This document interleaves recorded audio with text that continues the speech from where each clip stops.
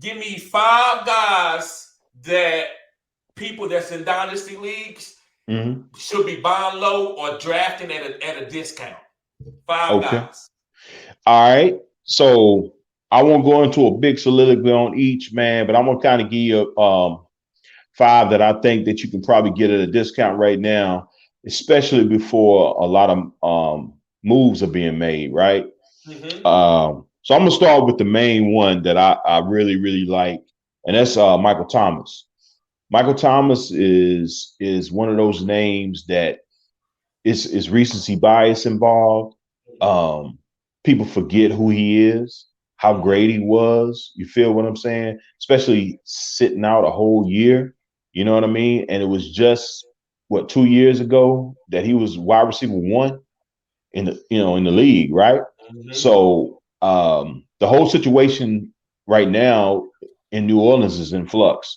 No quarter, I mean, excuse me, well, yeah, no quarterback basically, and no head coach.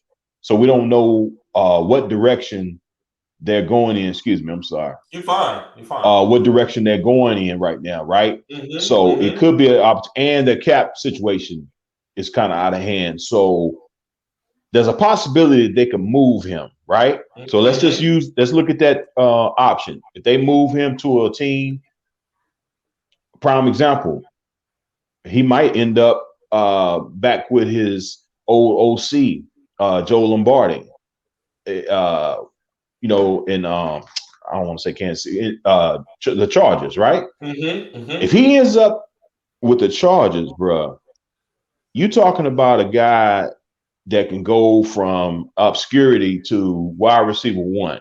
We saw Mm-hmm. what Mike Williams did within that offense when he was the X receiver. You know what I'm Mm-hmm. saying? Which was the same position that Mike Thomas played in New Orleans. Mm-hmm. The first 3 or 4 games, Mike Williams is right behind Cooper Kupp. You feel what Mm-hmm. I'm saying? Balling. Yeah.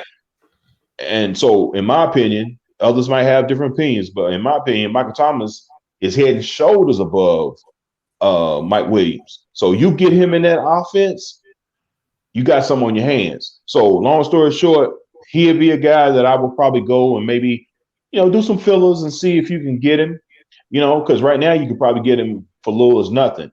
Um, because he's not really in the algorithms right now. A lot of Mm-hmm. people are not talking about him. So that's my main one. I'll run Okay. through a couple of others real quick. So my tight ends will be Zach Ertz / Dallas Goddard, and it's Okay. so coincidental that they both were once teammates. But Zach Ertz signed that 1 year deal with Arizona. It's Mm-hmm. not really. I don't know how that's going to play out. But if they keep him, which they, in my opinion, they should with the offense that they have, man, Mm-hmm. he's a red zone target. You know what I'm saying? And he's Okay. at that point where you could get him.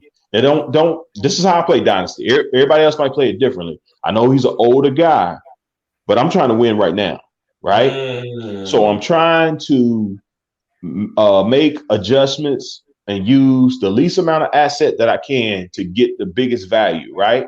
Mm-hmm. So in saying that, Zach Ertz, hell, you might be able to get away with 2 second round picks and Mm-hmm. maybe a little preliminary player or somebody. You know what I'm saying? To I get wouldn't give us I wouldn't give a second round pick for Zach Ertz. But go ahead. I'm not. I'm gonna let you finish.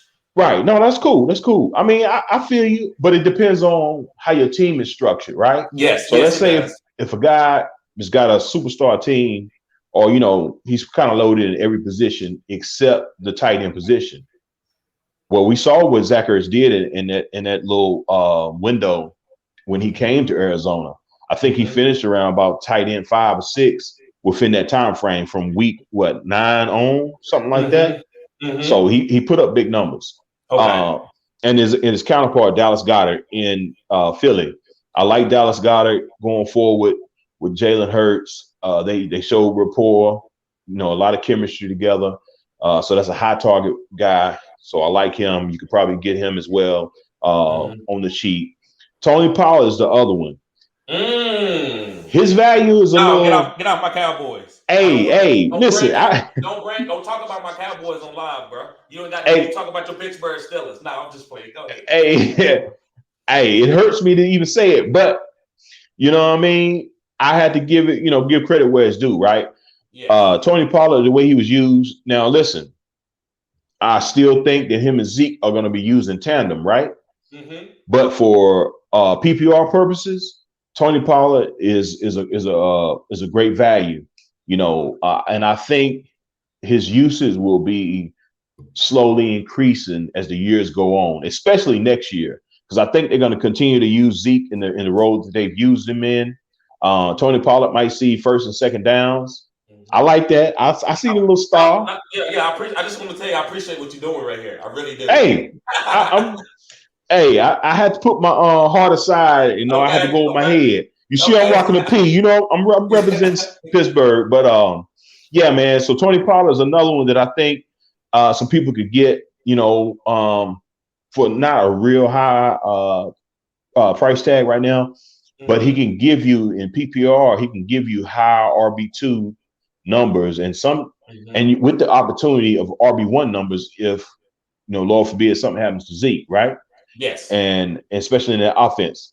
All right, so my last two, I'm gonna rapid fire. The last two is J.D. McKissic and Christian Kirk. So J.D. Okay. McKissic is one that it looks like he's going to be leaving Washington, the Commanders. I guess that's their new name. So he's going to be leaving the Commanders possibly. So imagine this. Let's play what if real quick. Mm-hmm. What if he went to Kansas City? You see what I'm saying? Somebody Mm-hmm. like that who can use him in the flat, wheel routes. I mean, Yep. he's got all the tools, bruh. If he gets into an offense like that, you saw what he did in Washington. As much as Yes. I hated it because I'm a huge Gibson fan as well as you are, Mm-hmm. and he took a lot of volume from Antonio, right? But Mm-hmm. if you get him into an offense where he could be the primary back, um, maybe even use kind of like a Cordell Patterson, right? Yeah. J.D. McKissic would be crazy. So, but here's the thing: like all these players that I'm naming, these are Mm-hmm. guys that you need to work on right now. You know what I'm saying? Because the off season is here basically, and you got to get it. You got to get ahead of the curve because Yes. as closer it gets. Hell, when is I want to say it's in March when the not trade deadline, but free agency starts around March, I think. Yes. Yes. So you need to act quick and try to get ahead of the curve because once there's talk and everything that this person's going here, this person's going there, Mm-hmm. you ain't gonna have no leverage. You feel me? So Yep. these are Yep. players that I'm naming off that you can get, and you can get some value off of them. And Christian Kirk's my last one. Christian Kirk, Mm-hmm. I like him because he's basically becoming a wide receiver one in that offense. D Hop is still there. Um, but he's starting to get a little nicked up, right? Past Yes. couple of years, he's picking up a lot, a few injuries here and there. And I mean, hell, the man has been playing for some years now. He's got a lot of mileage on him, right? But Yes. Christian Kirk, he's young, he's explosive. They can move him all over the field. So Christian Kirk's my last guy that I think you can get probably at a little bit of a discount, but Okay. he can yield big return. Okay. So give me them five guys out. Give it to them slow, Max, so they can write them down. Okay, all right. So Michael Thomas. Mm-hmm. Then I have Zach Ertz / Dallas Goedert, Okay. Tony Pollard, Mm-hmm. J.D. McKissic, Mm-hmm. and then Christian Kirk. Okay, and I like those guys. I like two or three of those guys. I really like Christian Kirk. I really like him. I think he is up for a big year as long as Kyler's healthy and happy. I do think Christian Kirk is a great slot guy for that team. All right, so guys, what I'm gonna do differently. I'm gonna read out my five guys, and then I'm gonna touch a little bit on each guy. So my first guy, this is no particular order. These are just guys that I feel like you can go after. It depends on your position need. First guy is Dan Arnold. I think he was one. So let me read out Dan Arnold. The next guy is Hunter Renfrow, the wide receiver from the Las Vegas Raiders. Gabriel Davis, the wide receiver from the Buffalo Bills. Kadarius Toney, yes, the fantastic phenom himself. Kadarius Toney from the Giants. And Devin Singletary, yes, the guy that bounced back his career, to bounce back like a bag of bricks. I said what I said. Reference to BG from the Hot Boys. But Devin Singletary, yes, he rectified his career. He was on the way of going to be around the way back. Yes, I said around the way running back. He was just going to be around, go to different teams. But he actually established himself in Buffalo and looked really good with Josh Allen. So let me break some people down. Let me go start with Devin Singletary. Devin Singletary is a 0 RB candidate. Yes, I'm back on that. 0 RB again. I said what I said. Devin Singletary is a good 0 RB candidate because he's not going to go with those top first round and second round running backs, right? He's going to be that middle dead zone running back. I like him for that, guys. He got all the upside, and people are going to try to stop Josh Allen, stop him from running. What is that going to be? Opening holes up for Devin Singletary. Pick him up. Great, a great discount for him because you're not going to have to rush and take him in the early rounds. Next guy is Kadarius Toney. Now, this guy might be a little tricky, but I feel like you can get him. Me, I traded Keenan Allen. I got vilified for some of my subscribers. I got vilified for some of the guys that are my friends. They were like, come on, man, you get more for Keenan Allen. I just don't like where Keenan Allen going, and I want to get off of that and get Kadarius before he started trending again. Because I know when he was trending those 2 games, I could have got Keenan Allen for him. You know what I'm saying? So it is what it is. So I take responsibility if I'm wrong there. But Kadarius, guys, far as like athletic ability, making people miss, being this big play guy, Kadarius Toney could be the next big play receiver. Like, I think he could be on Jamar Chase level, but playing the slot and getting more targets to Jamar Chase because he's playing the slot. So I love Kadarius Toney. Go get him. If I had to rank a guy number 1, that probably would be my guy. Next guy is Gabriel Davis. Listen, this guy is ready to boom. Yes, I know Tyrann Mathieu went out in that game, but I don't care if Tyrann Mathieu would have went out. Gabriel Davis is like 6'2", big guy, 215, 220. He's ready to boom. He's got his NFL body. I think they got 3 really good targets: Cole Beasley, Gabriel Davis, and Stephon Diggs. Gabriel Davis is going to be a breakout number 2 wide receiver next year, just because of Stephon Diggs being as good as he is and also trying to stop Josh Allen. Gabriel Davis is going to have one-on-one coverage all day long. Nobody's going to be able to guard him because you're going to be guarding him with your 3rd or 4th corners, maybe 2nd if you're lucky.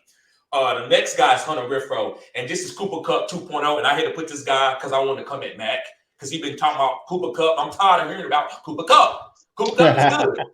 But anybody, I feel like, yes, I said it. Anybody can be Cooper Kupp. Give him they can run great routes, put him in the slide. I'm being a little, I'm being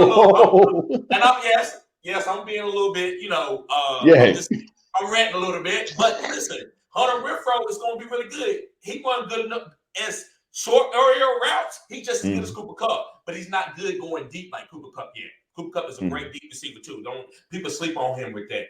But Hunter Renfrow is going to be a breakout receiver, guys. I'm talking about 12 targets a game. And the reason is because the game is changing. So that when the new offensive coordinator take over in Las Vegas, they're going to be peppering Hunter Renfrow. I